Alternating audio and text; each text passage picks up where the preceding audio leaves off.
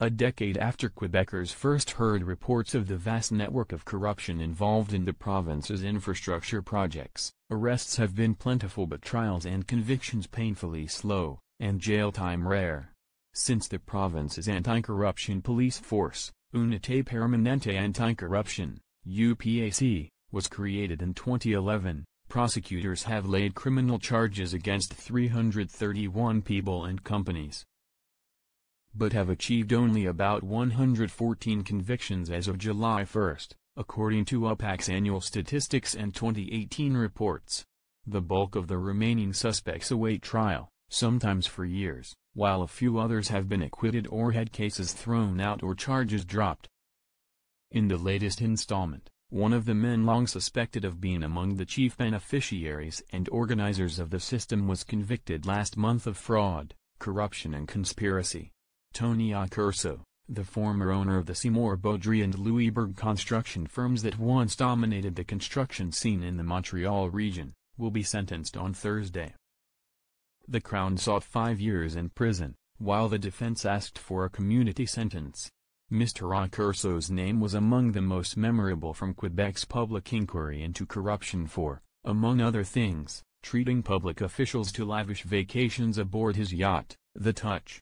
Cases such as Mr. Accurso's have taken years to conclude and often have ended with community sentences or prison terms measured in months. Cases have been derailed because suspects and witnesses have died or fallen gravely ill.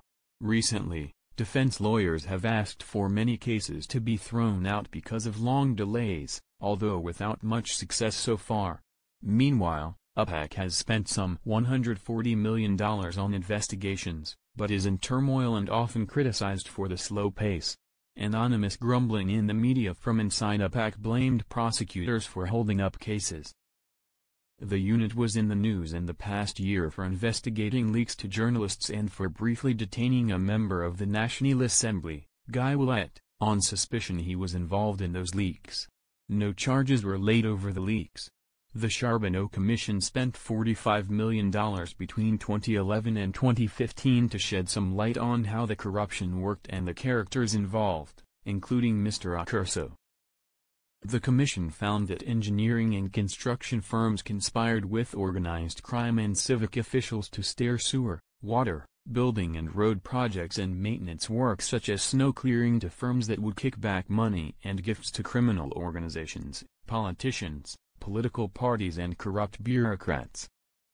One estimate prepared by economists for La Presse suggested up to $500 million in public money was misappropriated in Montreal alone from 2004 to 2009. However, the commission led by Quebec Superior Court Justice Franz Charbonneau established the wrongdoing was taking place over a much longer timeline and went far beyond Montreal city limits. The province announced in June that it recovered $95 million in public funds in a special 2-year amnesty program aimed at corporations that took part in the corruption. Here are some of the key players in the scandal. The one-time construction magnate was found guilty by a jury in June for his part in a vast conspiracy that eliminated competition from public infrastructure contracts in the Montreal suburb of Laval, Quebec's third-largest municipality, between 1996 and 2010.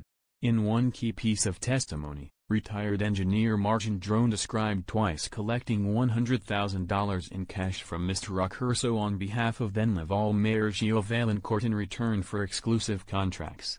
During Quebec's corruption inquiry, Mr. Accurso's name came up frequently as a central figure. In addition to the yacht vacations he gave union leaders and public officials, Mr. Accurso sold the 36-meter boat in 2014 and it now leases out for $75,000 a week. A rival in the construction industry described how Mr. Accurso sought help from organized crime boss Vito Rizzuto to settle disputes. Mr. Accurso's firms were also convicted of tax fraud. He was acquitted on charges alleging a bid-fixing scheme in the Montreal bedroom community of Mascouche. Many other allegations made during the Charbonneau inquiry have never been subject to criminal charges. Known as the King of Laval, for his powerful hold on the island city just north of Montreal during his 23-year tenure as mayor, Mr. Valancourt was sentenced to 6 years in prison and ordered to repay $8.5 million of the money he skimmed from the city in the later years of his time in power. He was the lead figure in a vast enterprise that included at least 35 city bureaucrats, political operatives, engineers and construction industry players such as Mr. Accurso. Mr. Valancourt, 77, was in prison for just over a year before receiving parole late last year. The longtime Montreal city councillor became the city's interim mayor in November 2012, promising to clean up corruption that appeared to go unchecked under Gerald Tremblay's watch. In June 2013, he was arrested and charged with taking bribes in return for favors from real estate developers and engineering executives. The first Anglophone to sit in the mayor's chair in a century, he was sentenced to a year in prison and served 2 months before getting parole in June 2017. The former owner of the Quebec construction firm pleaded guilty in 2015 to fraud and offering bribes in connection to a rigged process to build a water treatment plant in the Montreal bedroom community of Boisbriand. He is better known, however, as a whistleblower who exposed Quebec's system of corruption. He testified for days at the Charbonneau inquiry, exposing ties between mobsters, engineering and construction firms, and bureaucrats and political operatives who rigged contracts and collected kickbacks on billions of dollars in infrastructure projects. He served 12 months under house arrest for fraud and corruption. Like Mr. Zumbido, the former mayor of Boisbriand was among the first people exposed in the corruption scandal.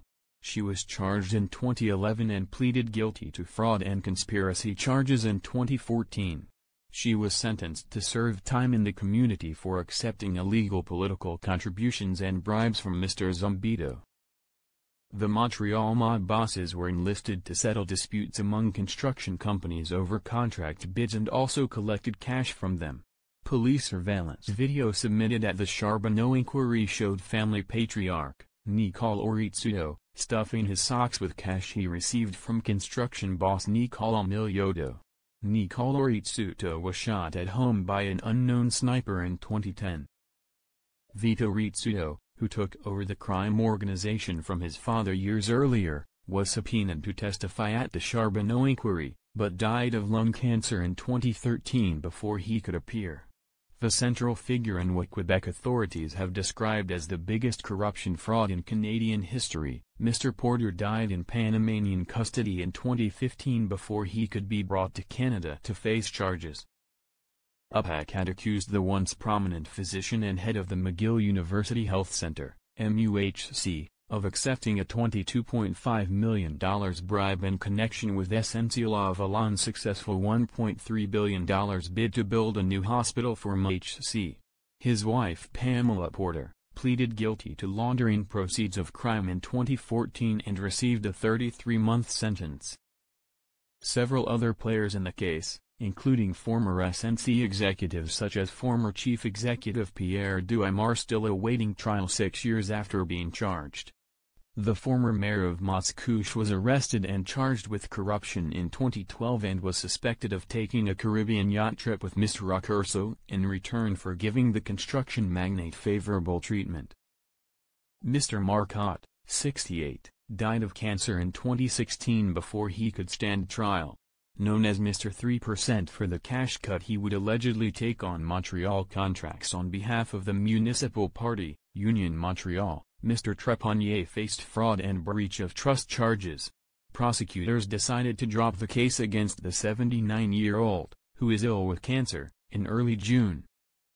The former Liberal Deputy Premier under Jean Charest, Ms. Normando, was scheduled to go on trial in April along with 5 other former Liberal organizers, but one of her co-accused, former Liberal Cabinet Minister Marc-Yvan Cote, triggered the delay with a request to force a journalist to testify about her sources for damaging stories in the case.